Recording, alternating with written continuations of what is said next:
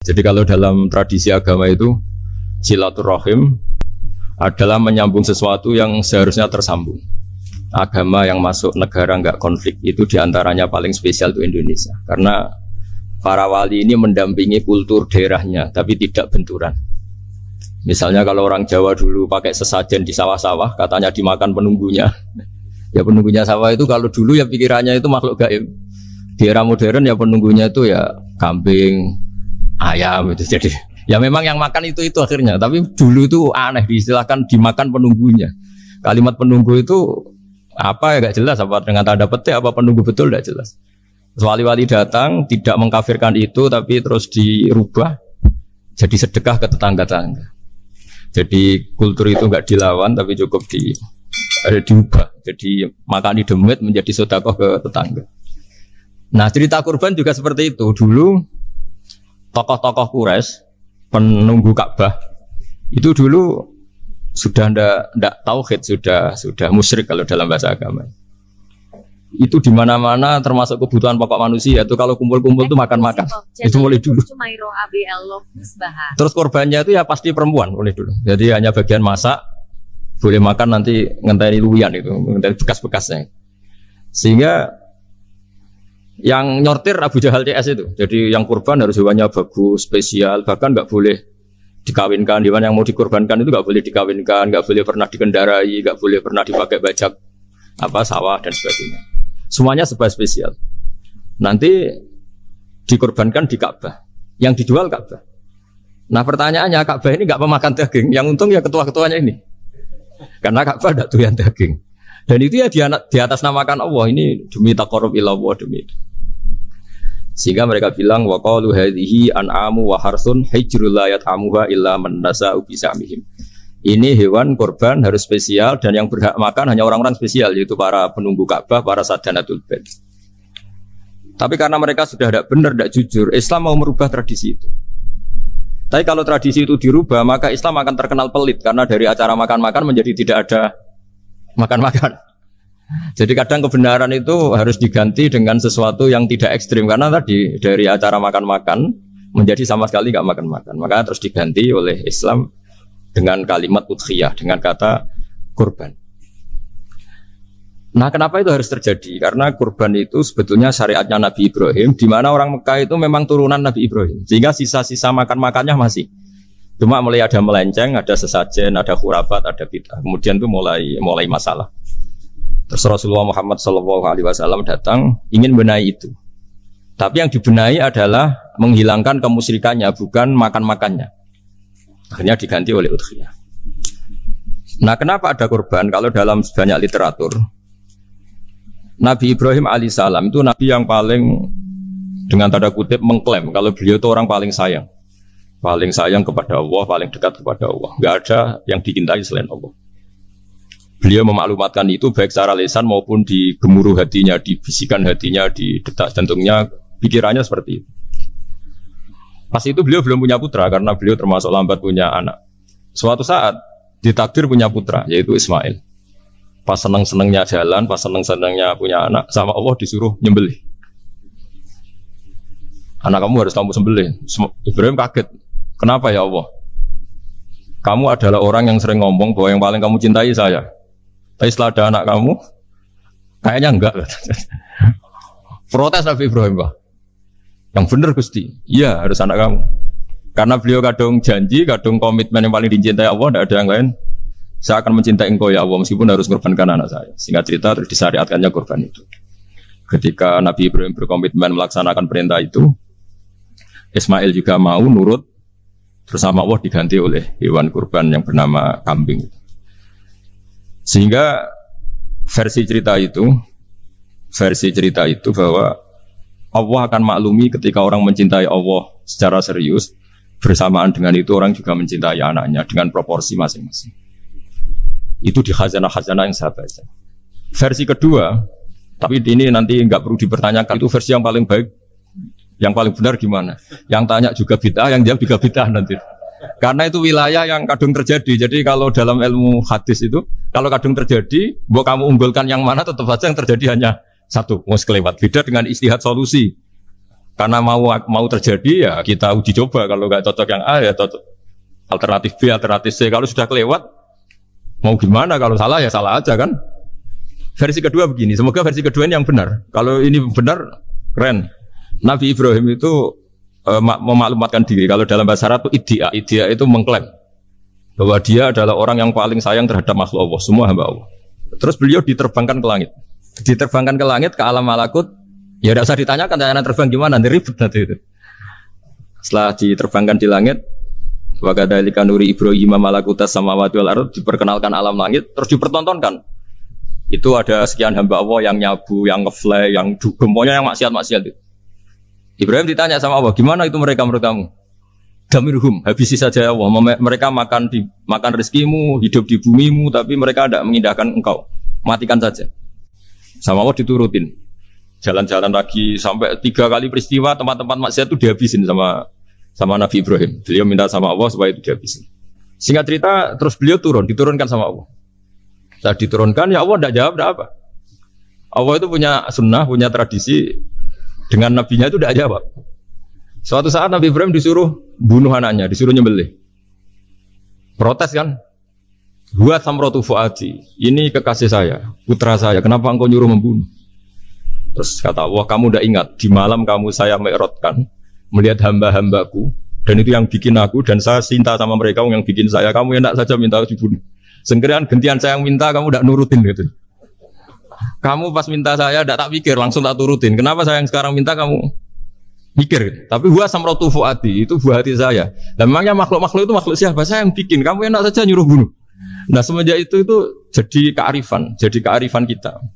Makanya ada guyonan di dunia kiai itu, ada anak perempuan, kan nggak lazim ya, perempuan pakai GL Pro kalau dulu, mungkin sekarang pakai Ninja, pakai celana jin. Sopo wong luput suwut. Siapa itu perempuan kok gitu? Ini ponakane jenengan Mbah astagfirullah, muga-muga pangeran nyepuro. Jadi langsung rubah dari maksudkan menjadi ndak karena keluarga.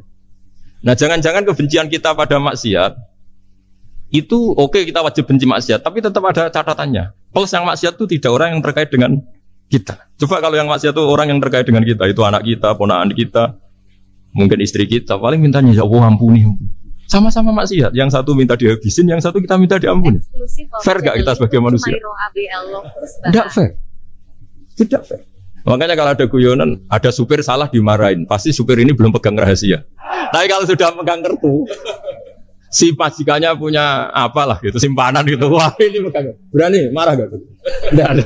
Jadi itu guyonan kiai. Makanya jadi manusia itu gak pernah adil sebenarnya. Makanya Allah pernah mensifati manusia itu wa kanal insanu zaluman jahula. Manusia itu sangat zalim dan sangat bodoh.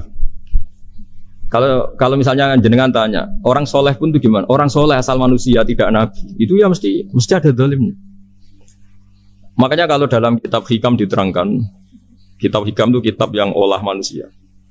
Itu menyebut begini, manusia itu siapa? Dijawab, manusia itu mangkanat mahasinuhu masawiyah. Orang yang ketika baik saja salah, apalagi ketika salah. Kita misalnya punya toko laris ya, doanya mustajab laris, pembelinya banyak, kualitasnya bagus. Pasti ada toko sekeliling yang megap-megap karena orang sekarang ke kamu kan. Sehingga orang supaya terus merasa salah. Robbana dzulamna anfusana. Meskipun kita sedang benar pun, saya termasuk kiai yang kalau ngelepas haji, mungkin yang haji itu mangkel.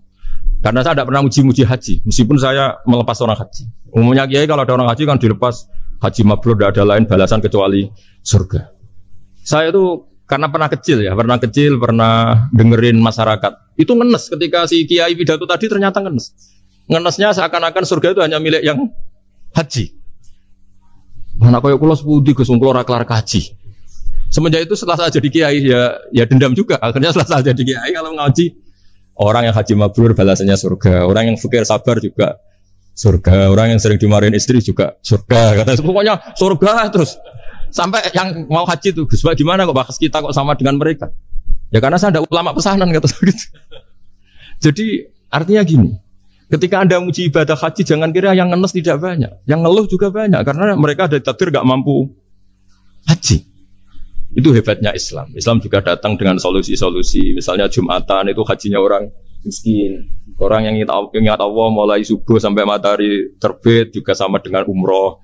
Jadi karena tidak semua orang itu mampu haji. Jadi itu Islam. Nabi Ibrahim diperingatkan Allah bahwa Tidak seperti itu cara mengelola hambaku. Nah, Islam ini kata Allah, anit tabi' millata Ibrahim hanifa. Referensinya Islam, mentornya Islam itu Nabi Ibrahim. Sehingga kita alhamdulillah punya sejarah wali songo. Saya punya orang tua Kiai Nur Salim itu sayang sekali sama umat, Mbah Mun juga gitu. Karena memang agama ini itu kalau masalah kebenaran itu serius, tapi di balik kebenaran ini yang perlu dicatat oleh semua yang mencintai agama ini, bahwa Allah itu tidak butuh taat kita. Dan Allah tidak akan gagal sebagai Tuhan karena maksiat kita. La tanfa'uhu ta'atuhum wa la tadurruhu maksiatuhum. Allah tidak akan ngefek ketika semua orang taat ya gak ngefek, semua orang maksiat juga gak ngefek. Karena Allah ini zat yang punya eksistensi sejati, sehingga hubungan kita dengan Allah itu gak ngefek ke Allah, tapi ke kita sendiri. Sehingga mereka lebih rileks karena gak merasa harus mati-matian bela Allah. Allah tetap Al-Qayyum, zat yang bisa berdiri sendiri. Sehingga di kitab-kitab itu ada bab namanya Mizahun Nabi, guyonan-guyonan Nabi. Itu ada babnya sampai di kitab Ihya masyhur itu. Suatu saat ada orang sepuh sowan ke Nabi, karena sudah sepuh, beliau pamit, kira-kira jam segini pamit, ya Rasulullah saya mau pulang karena nanti kemalaman. Karena beliau jalan kaki yang orang sepuh. Kata Nabi, ya tenang saja di sini, nanti pulang kamu udah jalan kaki. La ahmilan naki alab dinnakoh, nanti kamu tak naikkan anaknya unta. Pikirannya orang sepuh tadi namanya anak unta itu ya kecil. Wa ma fa'altu biminako, apa yang bisa saya lakukan dengan anak unta? Sudah, tenang saja. Setelah beliau ngaji lama, ya dikasih unta tua itu. Silakan kamu bawa unta saya ini. Ini kan unta tua, ada anak unta. Ya meskipun tua ya anaknya unta. Jadi agama itu rileks. Nabi Ibrahim itu pernah minta supaya nyawanya itu diperpanjang, karena beliau umumnya orang itu kan ingin nyawa panjang, ingin umurnya panjang. Allah tidak jawab gak apa. Suatu saat ada tamu, orangnya itu sepuh sekali. Nabi Ibrahim karena orang yang sangat menghormati tamu dikasih kurma, apa itu? Anggur. Itu setiap dimakan dikunyah, meler lagi keluar. Karena sudah sepuh, nggak ada giginya, dikunyah keluar lagi. Itu jawabnya Nabi Ibrahim, ya Allah, masuk lagi ke kamar, sholat lagi, mengcancel doa panjang umur.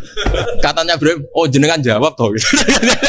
Artinya kalau ingin tua sekali ya nasib kamu kayak itu gitu. Jadi karena beliau tahu itu jawaban, terus masuk kamar, oh jawab terus jenengan, terus membatalkan doanya. Itu Nabi Ibrahim. Kalau orang sekarang enggak, dongo ngarani, ya tua ya tetap sehat. Karena doa itu kalau enggak diperjelas itu ya repot. Ini cerita supaya kita berislam itu teriak. Saya Mbah Mun itu meskipun kiai top, senengannya kayak guyon bapak saya. Tapi guyon itu ada yang wajib. Saya dulu itu janggal. Nuduh zina itu dosanya besar sekali. Saya ulang lagi, nuduh orang lain zina itu dosanya besar sekali. Disebut bab qadzaf. Saya pernah menjumpai 3 kiai besar dua, 3 kiai besar. Dia top semua. Di majelis itu ada gosip bahwa si A itu punya selingkuhan sama Sri misalnya atau siapa lah. Kalau di Arab itu senengannya pakai Salma, Laila Majnun Salma. Kalau di Jawa itu kasihan kurbannya itu. Ya, tapi itu contoh saja. Itu si Kiai 3 tadi gak ngefek, malah tanya gini, loh apa perempuannya cantik? Wah, cantik sekali Mbah. Cantiknya sampai kayak apa? Malah bicara cantiknya perempuan. Saya itu ya pertama iskal. Ini Kiai kok bakas orang apa? Cantik. Orang ayu. Setelah majelis itu bubar, yang penggosip tadi, ya yang gosip ini gak kiai, yang pembisiknya ada kiai, yang gosip ini gak kiai. Cuma kiai 3 ini posisi mendengar. Tapi malah tanya cantiknya. Sehingga cerita setelah orang itu pulang bilang gini, itu kalau saya bilang iya dengan gosip itu, saya ikut qadzaf, saya ikut menuduh orang lain zina. Itu dosa besar. Selain itu saya kiai, kalau saya bilang iya dianggap membenarkan. Maka untuk mengalihkan gak bicara nuduh, jadi guyon tadi. Jadi guyonnya itu, karena kalau kita tadi bilang iya, artinya mengiyakan. Dan itu artinya qadzaf, punya dosa besar karena nuduh orang lain zina. Diperparah dia kayak besar, kan orang menjadi percaya karena yang ngomong bukan penggosip lagi, tapi ya, maka dialihkan. Loh, ayo lucung. Sampai segitunya kearifan. Sehingga dulu ketika Ma'is itu seorang sahabat yang pernah salah besar. Itu Nabi ketika beliau ada gosip salah gitu ya, Nabi masih jangan-jangan kamu hanya mimpi, Cung. Jangan-jangan kamu hanya megang, tapi tidak sampai zina. Sampai terakhir Nabi tanya, Afi aklikase, jangan-jangan otak kamu sudah agak error. Saking tidak inginnya Nabi mempercayai hal-hal seperti itu. Nah, problem kita di zaman sekarang justru kadang nyari-nyari supaya tahu buktinya. Yang dulu para orang soleh menghindari bukti itu supaya enggak suudzon. Sekarang orang mencari-cari bukti. Padahal itu dilarang, wala tajassasu, orang enggak boleh mencari-cari kesalahan orang lain. Nah, itu kearifan-kearifan yang yang saya dapatkan dari Bapak, dari Mbah Mun, dari Pak Zaini, dari Pak Gures. Mereka orang-orang yang luar biasa, menghindari ngomong penting. Sekarang itu orang banyak yang sering ngomong penting. Sebenarnya itu malah salah. Karena kalau ngomong penting itu vonis. Vonis terhadap orang lain. Tapi kalau kamu rileks, tidak. Nabi dulu itu rileks sekali. Ketika beliau ngaji gini, terus ada pemuda lewat bawa cangkul, mengabaikan pengajian Rasulullah. Banyak sahabat bilang, celaka orang itu ada Nabi ngaji kok tidak ikut. Jawabannya Nabi unik. Jangan-jangan dia punya keluarga yang harus kerja, dan kalau harus kerja untuk nafkah keluarganya itu juga ibadah. Itu ya sunnah saya. Jadi Nabi rileks saja, tidak tersinggung, tidak. Nah, kenapa kita butuh rileks? Karena kebenaran sekali dipaksakan itu jadinya benturan. Dan itu wali-wali Songo itu dulu sudah berpikir seperti itu. Sehingga Pak Zaini yang sering ngendikan sama saya, kita ini bisanya mengikuti Mas Bah, kalau manggil saya Mas, tidak bisa benturan. Sehingga tadi ada modifikasi dari sesajen menjadi sedekah, dari apa menjadi apa. Jadi tidak langsung benturan. Dan itu khazanahnya, bacaan-bacaannya banyak sekali. Termasuk peristiwa udhiyah tadi. Jadi dulu kurban itu dipakai ajang orang-orang tokoh Quraisy supaya dapat daging yang bagus di atas namakan Ka'bah. Jadi agama ini dijual mulai dulu. Kunane kuno agama ini dijual. Dan agama mulai dulu ya prospek. Ka'bah itu bisa menyedot wisatawan berapa, wisata religi. Sehingga dulu ada Ka'bah tandingan, perhitungannya juga ekonomi. Jadi mulai dulu itu ya sudah seperti itu, mau apa memang Allah bikin dunia seperti ini. Jadi mulai dulu agama itu ya, sampai orang Yahudi gak mau iman sama Nabi ya, pikirannya sederhana, kalau saya tokoh banyak yang sowan, banyak yang ngasih-ngasih. Kalau saya ikut Muhammad, saya anak buah, yang ngasih saya siapa ya? Jadi perhitungannya juga ekonomi. Jadi ketika Abraham mau bikin Ka'bah tandingan, itu perhitungannya juga ekonomi. Jadi ribet kan memang kalau manusia itu sudah ribet. Tapi Islam ini datang bukan untuk itu, tapi memaklumi itu. Itu hebatnya Nabi Ibrahim. Ketika beliau berdoa, ya Allah, keluarga kami saya tempatkan di Mekah. Rabbana liyuqimus sholata faj'al af'idatam minan nasi tahwi ilaihim warzuqhum minas samarat. Cuma menurut Islam dibalik, ya Allah, kita ini ingin anak-anak kami ini bersujud kepada Engkau, ingin anak-anak kami ini melakukan sholat. Tapi mereka ini manusia yang untuk ketahanan hidupnya butuh makan, butuh rizki, butuh ekonomi. Maka tolong ekonominya dijaga ya. Jadi dibalik, demi sholat menjaga ekonomi. Jangan dengan demi ekonomi meningkatkan sholat. Jadi dibalik, jadi demi sholat menjaga ekonomi. Juga termasuk menjaga politik. Andaikan tidak ada orang Islam yang cakap politik, terutama yang soleh-soleh. Kemudian negara bikin aturan ala mereka. Sholat dianggap larangan, pengajian dengan larangan, juga repot. Makanya mulai dulu kiai-kiai itu ya politik, karena nggak ingin negara ini diatur oleh orang yang anti sholat, anti agama. Karena kalau negara terserah yang sedang jabat, kemudian yang jabat tidak soleh, bisa nganggap maksiat-maksiat tidak ilegal, yang pengajian justru ilegal. Nah di sini kenapa banyak orang-orang soleh dulu ya rata-rata ya berpolitik mulai sebelum kemerdekaan sampai setelah kemerdekaan. Jadi itu ada filosofinya. Nah bahwa ada oknum-oknum yang tidak seperti itu ya monggo, itu oknum. Tapi sebetulnya awal-awalnya kenapa banyak orang soleh yang politik, karena nggak ingin negara ini dipimpin oleh orang-orang yang anti agama, anti kebaikan. Sehingga berkahnya apa? Berkahnya negara ini berkonstitusi secara Islami. Meskipun tidak negara Islam, tapi tadi hak asasi manusia terjaga, hak belajar, hak beragama, hak ibadah. Coba bayangkan kalau kita jadi korut, Korea Utara kan pusing. Itu uniknya, lagi-lagi ini cerita uniknya. Itu mulai dulu itu tidak ada benturan. Ketika ada Masumi, ada Partai NU, ada macam-macam. Muhammadiyah datang di Jogja itu Mbah Ahmad Dahlan itu teman dekatnya Mbah Hasyim. Saya tahu banyak tentang, namanya dulu Mbah Darwis. Itu dulu ngajinya sama pernah buyut-buyut Qiyami di sini. Dulu ngaji Mbah Soleh Darat, Mbah Ahmad Dahlan sama siapa itu Mbah Hasyim. Ketika di Mekah yang Mbah Ahmad Dahlan ngaji Syekh Khotib Minangkabau itu ya sama Mbah Hasyim. Nah kebetulan Mbah Ahmad Dahlan hidup di Jogja yang zaman itu sudah khurafatnya kayak apa, karena ada sistem agama yang sangat, menurut beliau sangat jauh dari Islam yang murni. Terus beliau revolusinya seperti itu. Yang Mbah Hasyim nempat di Jombang. Nah itu kan murni ilmu sosial, murni muqtadul khalq. Terus beliau punya metode yang berbeda, tapi nggak masalah, mulai dulu nggak masalah. Kemudian jadi kalau yang kadang-kadang memasalahkan tuh ya memang yang nggak tahu masalah. Sebenarnya dulu dia biasa aja, karena ya itu urusan metode, urusan. Saya teruskan masalah ukhiyah. Jadi yang diceritakan Nabi Ibrahim tadi bahwa benci seseorang kita atas namakan maksiat itu tidak segampang itu. Karena jangan-jangan kebetulan yang maksiat itu keluarga kita. Apakah kita punya kebencian yang sama saat yang maksiat itu keluarga kita, atasan kita, teman kita? Ya kayak tadi.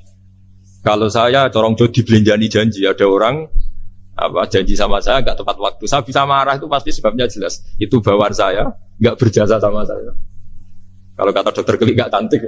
Intinya Nabi Ibrahim itu coba kalau yang maksiat itu anak kamu berharap saya ngasih tobat kan? Bukan langsung tak habisin kan? Intinya Allah ingin bilang ke Nabi Ibrahim, andai kan yang maksiat itu anak kamu, ingin saya menghabisi apa tak kasih tobat? Ya kasih tobat ya. Ya seperti itu saya yang bikin. Maka di Al Azhar sana kalau cerita orang-orang alim itu masyhur. Ada tempat maksiat mau dihabisin sama orang-orang yang sangat keras. Ketemu Syekh Mutawalli Sarawi, ditanya, andai kan mereka mati saat maksiat, itu mereka ke surga apa ke neraka? Ya ke neraka. Ditanya sama Syekh Mutawalli, kalau mereka ke neraka, akan ada dzalika muradan Nabi? Apa seperti itu yang digedaki Nabi? Umatnya mati terus masuk neraka karena belum tobat? Tidak. Nabi inginnya mereka tobat dulu. Ya sudah, jangan dihabisin. Kamu berproses ikut mentobatkan mereka. Kebetulan ini mau mendengar. Jadi kita lunak, kita baik itu ya semuanya ingin Allahum yarji'un, semoga mereka kembali, mereka tobat. Bukan lunak dengan arti mengakui maksiat itu satu kebaikan, itu yang bahaya. Kalau lunak sampai mengakui itu maksiat itu kebaikan, itu bahaya sekali. Tapi kita lunak karena kita ingin berproses untuk bertobat. Karena tadi kalau kita punya nurani itu mesti, andai kan yang maksiat itu anak kita atau teman dekat kita atau orang yang berjasa sama kita, apa kita bisa tegas? Kira-kira gimana? Waqat adabbahu ta'ala khalilahu Ibrahim fi ba'di mawatinihi al-azimah. Jadi Allah kalau dalam bahasa Arab memberi teguran itu namanya takdib. Makanya kalau orang nakal itu, kalau orang Jawa bilang kurang ajar. Sebenarnya ajar itu kan tahun ajaran baru. Ajar itu kan barang baik. Ya kan disebut tahun ajaran baru. Pengajaran, ajar itu kan barang. Jadi kalau kurang ajar berarti kurang baik. Itu bahasa Arabnya orang yang kurang ajar perlu diajari. Itu kalau orang Arab bilang ditakdib, diwarai toto kromo, diadabkan. Jadi belum punya adab diadabkan.